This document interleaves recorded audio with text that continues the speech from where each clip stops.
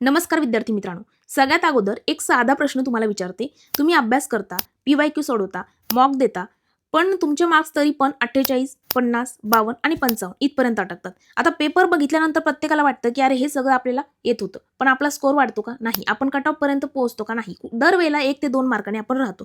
मग हे सगळं कुठेतरी चेंज व्हायला पाहिजे. म्हणून आपण हा व्हिडिओ घेऊन आलोय. ज्यांना कुणाला 2026 ची एक्झाम जे कुणी सीरियस कॅन्डिडेट असेल ना, त्यांनीच हा व्हिडिओ शेवटपर्यंत बघायचा आहे. असे 3 नियम मी सांगणार आहे, जे तुम्हाला पुढचे 60 दिवस पाळायचे आहेत आणि पूर्ण 60 दिवस ते नियम पाळल्यानंतर जो रिझल्ट असेल तो मला इकडे कमेंट सेक्शनमध्ये येऊन सांगायचा आहे. आता लक्षात घ्या, आतापर्यंतचा जर आयोगाचा पॅटर्न बघितला, आता गेल्या कित्येक वर्ष मी एमपीएससी कंबाईन एक्झाम ऑब्झर्व्ह करते. विद्यार्थी, पेपर, कट ऑफ आणि सिलेक्शन पॅटर्न. आणि एक गोष्ट मी खात्रीने सांगू शकते, की तुमचे 50 ते 55 मार्क म्हणजे काही तुमचा फेल्युअर नाहीये. पण आता सध्याचा ट्रेंड बघता किंवा सध्याचा कट ऑफ बघता तुम्ही मात्र डेंजर झोनमध्ये आहात. मग आता या डेंजर झोनच्या बाहेर कसं पडायचं आणि सेफ झोनमध्ये आपण कसं जाऊ शकतो, त्याचे 3 नियम तुम्हाला या ठिकाणी सांगणार आहे. आता आधी एक गोष्ट क्लिअर करूया, की 50-55 मार्क म्हणजे नक्की काय? आता याचा अर्थ काय, की तुमचा सिलेबस तुम्हाला माहिती आहे. दुसरी गोष्ट म्हणजे तुमचं बेसिक तुम्ही पूर्ण वाचलेलं आहे. पण चूक इथे होती, की तुम्ही एक्झाम ओरिएंटेड नाहीये. आणि एमपीएससी एक्झाम जी आहे ती नॉलेज एक्झाम नाहीये. ती डिसिजन एक्झाम म्हणजे डिसिजन मेकिंग एक्झाम हे लक्षात घ्या. बहुतेक विद्यार्थी काय करतात, की मी आता 80-85 अटेम्प्ट करतो कारण कट ऑफ जर वाढला तर आपल्याला हे व्हायला नको. काही विद्यार्थी काय करतात 65 ते 70च अटेम्प्ट करतात. तरी त्यांचा स्कोर असतो 62 प्लस. मग हे काय? Accuracy level. म्हणजे तुम्ही प्रश्न कमी अटेम्प्ट करा, पण योग्य अटेम्प्ट करा हे लक्षात घ्या. तुमची ॲक्युरसी लेव्हल ही 95% पाहिजे. 90 ते 95%. बघा मी हजारो आन्सर शीट्स पाहिलेले आहेत. प्रत्येकाला इतिहास, भूगोल, राज्यशास्त्र, अर्थशास्त्र सोपा जातो. पण सायन्स, करंट अफेअर्स आणि मॅथ म्हटलं की त्यांचे वांदे होतात. मग हे आपल्याला कुठेतरी चेंज करायचंय. मग आता लक्ष देऊन ऐकायचंय की 65 प्लस म्हणजे काही मॅजिक वगैरे नाहीये. 60 दिवस, पुढचे 60 दिवस मी पुढचे सांगितलेले 3 नियम हे 60 दिवस पाळायचे आहेत आणि त्यानंतर तुमच्या स्कोरमध्ये जो चेंजेस होतोय तुम्हाला इकडे कमेंट सेक्शनमध्ये सांगायचं आहे. चला, सगळ्यात पहिल्या नियमाकडे आपण जाऊ. पी-वाय-क्यू फक्त प्रश्न म्हणून नाही, तर पॅटर्न म्हणून समजून घ्या. काय? पहिला नियम, पी-वाय-क्यू फक्त प्रश्न म्हणून नाही, तर पॅटर्न म्हणून समजून घ्या. मग आता याचा अर्थ काय? बघा, समजा इतिहासामध्ये तुम्ही भारताचे गव्हर्नर जनरल हा टॉपिक वाचला.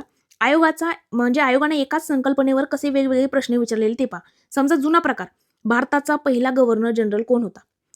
आता फिरवून विचारलेल्यानंतर भारताच्या पहिल्या गव्हर्नर जनरलने कोणत्या वर्षी पदभार स्वीकारला? आणि सध्याचा कल कसा आहे? स्वतंत्र भारताचे पहिले भारतीय गव्हर्नर जनरल कोण होते? आता बघा, इथं तुम्हाला फक्त उत्तर नाही आठवायचंय.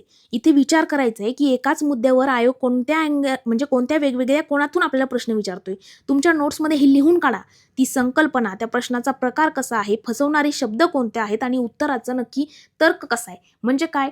आता तुम्ही बघा, तुम्हाला जर आता पी-वाय-क्यू अनालिसिसचा विषय आलेलाच आहे म्हणून सांगते. काही आपण प्रमोशन वगैरे करत नाही. आपल्याकडे भरपूर विद्यार्थी आहेत. लक्षात घ्या, आपण एक विजय शस्त्र नावाने बॅच सुरू केलेली एमपीएससी विश्व पहिल्यांदा महाराष्ट्रामध्ये विजय शस्त्र नावाची एकमेव पी-वाय-क्यू बॅच घेऊन आलेले, ज्याच्यामध्ये 240 प्लस लेक्चर आहेत आणि तेही पूर्णपणे रेकॉर्डेड. 13 जानेवारीला आपली बॅच सुरू झालेली आहे आणि आतापर्यंत आपले बघा 50 लेक्चर पूर्ण झालेले आहेत. ज्यांनी कुणी बॅच जॉईन केली नसेल करून घ्या, कारण त्यामध्ये याच पद्धतीने शिकवलं जाणार आहे. म्हणजे आता स्क्रीनवरती तुम्हाला एक्झाम्पलमध्ये आपल्या पीडीएफचा एक म्हणजे त्या बॅचच्या पीडीएफचा एक प्रश्न आहे बघा तुमच्यासमोर. तिथे दिले, वरती एक प्रश्न असेल, खाली त्याचे 4 ऑप्शन. समजा या प्रश्नाचं उत्तर पहिलं ऑप्शन आहे. मग ते पहिलं ऑप्शन उत्तर येतं त्याचं डिटेल स्पष्टीकरण आणि खालचे 3 ऑप्शन त्याचं उत्तर का नाहीये याचं पण स्पष्टीकरण दिलं जाईल. म्हणजे 4ही ऑप्शनचे डिटेल स्पष्टीकरण दिलेली एकमेव महाराष्ट्रातली पी-वाय-क्यू बॅच आहे, ज्यामध्ये राज्यसेवा पूर्व, मुख्य, गट ब, गट क सगळ्या एक्झामचे प्रश्न जे आहेत ते टॉपिक वाईज घेतले जाणार आहेत. तब्बल 240 लेक्चर तुम्हाला मिळणार आहेत. 240 पीडीएफ तुम्हाला त्या ठिकाणी मिळणार आहेत आणि सगळं काही तुम्हाला कुठे मिळेल? आपल्या ॲपवरती. ॲपची लिंक ही कमेंट सेक्शनमध्ये आणि डिस्क्रिप्शन बॉक्समध्ये आहे. ज्यांनी कुणी अजूनही बॅच जॉईन केली नसेल तर उशीर करू नका. ऑलरेडी 50 लेक्चर झालेले आहेत. लवकरात लवकर बॅच जॉईन करून घ्यायची. 100% पी-वाय-क्यूला म्हणजे हा पहिला नियम जो पाहणार आहेत तुम्ही, त्याचा फायदा या बॅचमधून तुम्हाला 100% होणार. चला, मग आता लक्षात घ्या, तुम्हाला काय करायचंय? फक्त उत्तर आठवायचं नाहीये, विचार करायचा आहे. एकाच मुद्द्यावर आयोग कोणकोणत्या वेगवेगळ्या अँगलमधून प्रश्न विचारत आहे. तुमच्या नोट्समध्ये लिहून काढायचे, एक नोटबुक करायची, संकल्पना, प्रश्नाचा प्रकार कसा आहे, फसवणारे शब्द कोणते आहेत, या गोष्टी लक्षात घ्यायच्या. आता सगळ्यात महत्त्वाचा आणि दुसरा नियम म्हणजे प्रत्येक मॉक टेस्टच्या नंतर चूक नोंदवही म्हणजे एरर नोटबुक बनवायची. आता तुम्ही म्हणाल, ही एरर नोटबुक आहे का तुमच्याकडे? मी जर तुम्हाला प्रश्न विचारला, की तुमच्याकडे आता मॉक टेस्ट नंतरची एक एरर नोटबुक आहे का? तुमच्या 99% मुलांचं नाही, 100% मुलांचं उत्तर असणार नाहीये म्हणून. आता लक्षात घ्या, तुमचा स्कोर समजा, आता एक्झाम्पल देते मी तुम्हाला. समजा तुमचा स्कोर 50 आला. आणि तुमचे 30 प्रश्न चुकले तर वहीत अशा गोष्टी नोंद करायच्या आहेत. समजा प्रश्न आहे की अरुणाचल प्रदेशची राजधानी कोणती. आता चूक बघा, अरुणाचल शब्द जो आहे तो घाईत वाचला आणि चुकीचा अंदाज आपण लावला. सुधारणा काय करायची, ईशान्येकडील राज्यांच्या राजधानींची यादी पुन्हा तोंडपाठ करायची. समजा इटानगर. आता फायदा काय होईल, पुढच्या टेस्टमध्ये त्या चुका पुन्हा होणार नाही आणि तुमचे कच्चे तुमचे पॉईंट्स आहेत, जिथं तुम्ही वीक्स आहेत ना, ते तुम्हाला लक्षात येईल तुमचा वीक पॉईंट काय हे लक्षात घ्या. म्हणून काय करायचं, एक एरर नोटबुक, म्हणजे समजा तुम्ही एखादी टेस्ट सिरीज लावली, टेस्ट सिरीजमध्ये समजा तुम्ही पहिले 15 प्रश्न किंवा पहिले 10 प्रश्न तुम्ही इतिहासाचे केले, त्या इतिहासाच्या 10 प्रश्नात आपण काय काय वाचलं, समजा आपले 10 पैकी 7 बरोबर आले, मग बाकीचे जे 3 चुकलेले आहेत ते 3 आपले का चुकले, कुठे चुकले, आपण रिडिंगमध्ये मिस्टेक केली की आपल्या वाचनामध्ये ती गोष्ट आलीच नव्हती किंवा आलेली आहे पण आपल्याकडून सिली मिस्टेक झाली. मग सिली मिस्टेक कशामुळे झाली, कोणत्या शब्दामुळे झाली, आपण नेहमी याच गोष्टीवर चुकतोय का, आपला इतिहासाचा स्कोर 7च्या पुढे एकही मार्क कधी येत नसेल तर लगेच तिथं समजून घ्यायचं. 4-5 टेस्ट सिरीज दिल्यानंतर 4-5 पेपर समोर ठेवायचे आणि प्रत्येक याच्यात एकच कॉमन चूक असली ना तर ती त्या एरर नोटबुकमध्ये लिहून घ्यायची. त्यानंतरचा लक्षात घ्यायचं तिसरा आणि सगळ्यात शेवटचा आणि महत्त्वाचा मुद्दा म्हणजे स्टॅटिक विषयावरती पकड आणि चालू घडामोडी मोजक्याच ठेवायचे. आता तुम्ही म्हणाल म्हणजे कसं, स्टॅटिक विषय म्हणजे कोणते विषय, इतिहास, भूगोल, राज्यशास्त्र, अर्थशास्त्र. आता उदाहरण समजा तुम्हाला जर द्यायला गेलं तर राज्यघटने ते म्हणजे कोणतेही 4 विषय तुमचे एकदम परफेक्ट तुम्ही करायचे. समजा उदाहरण आपण पकडू पॉलिटी, म्हणजे राज्यघटनेतला मूलभूत हक्क टॉपिक आहे. आयोगाचा पॅटर्न बघा, कलम डॅश डॅश मध्ये काय आहे, याच्याऐवजी आता काय विचारता आयोग, कोणत्या कलमाद्वारे डॅश डॅश हा अधिकार अप्रत्यक्षपणे मिळतो, असा प्रश्न येतो. बरोबर, म्हणजे काय, रिव्हिजनची टीप काय तुमची की माइंड मॅप बनवायचा आहे आणि जिथे कन्फ्यूज होतं ना ती मुद्दे हायलाईट करायचे. सगळ्या कलमा एकीकडे लिहून घ्या, सगळ्या घटनादुरुस्ती एकीकडे लिहून घ्या, कोणत्या घटनादुरुस्तीवर कंटिन्यू प्रश्न येत आहेत ते लिहून घ्या. जसं मी तुम्हाला आता जे कंबाईन पीवाय किंवा बॅचची मुलं आहेत त्यांना माहिती आहे, आपण म्हणजे प्रश्न बघितला त्या प्रश्नाच्या शेवटी समजा 86वी घटनादुरुस्ती, 86वी घटनादुरुस्ती समजा मूलभूत हक्कामध्ये तिचा उल्लेख आला की आपण लगेच सांगतो की त्या घटनादुरुस्तीने अजून पुढच्या भागात कोणकोणत्या भागात बदल झालेले ते तिथल्या तिथं लगेच मी सांगत असते की ह्या प्रश्नाच्या इथे ह्या गोष्टी नोट डाऊन करायच्या, या ऑप्शनच्या समोर हे लिहून घ्यायचंय.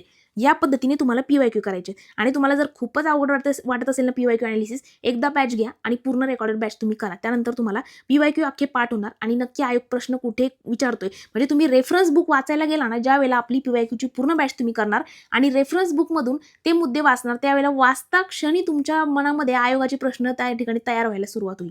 म्हणजे एका पॅराग्राफमध्ये किती प्रश्न येऊ शकतात, कुठे फिरू शकतो प्रश्न, कोणत्या शब्दाला आयोग बदलू शकतो, या सगळ्या गोष्टी तुम्हाला लक्षात येईल. त्यानंतर चालू घडामोडी. आता प्रत्येक छोटी बातमी वाचण्यापेक्षा फक्त महत्त्वाच्या घटना आणि नेमणुका ज्या आहेत आणि पुरस्कार जे आहेत त्याच्यावरती लक्ष केंद्रित करायचे. समजा आता तुम्ही इयरबुक घेतलं, मग पहिल्या पेजपासून शेवटपर्यंत वाचतो, पहिल्या पेजपासून शेवटपर्यंत वाचतो, हे करू नका.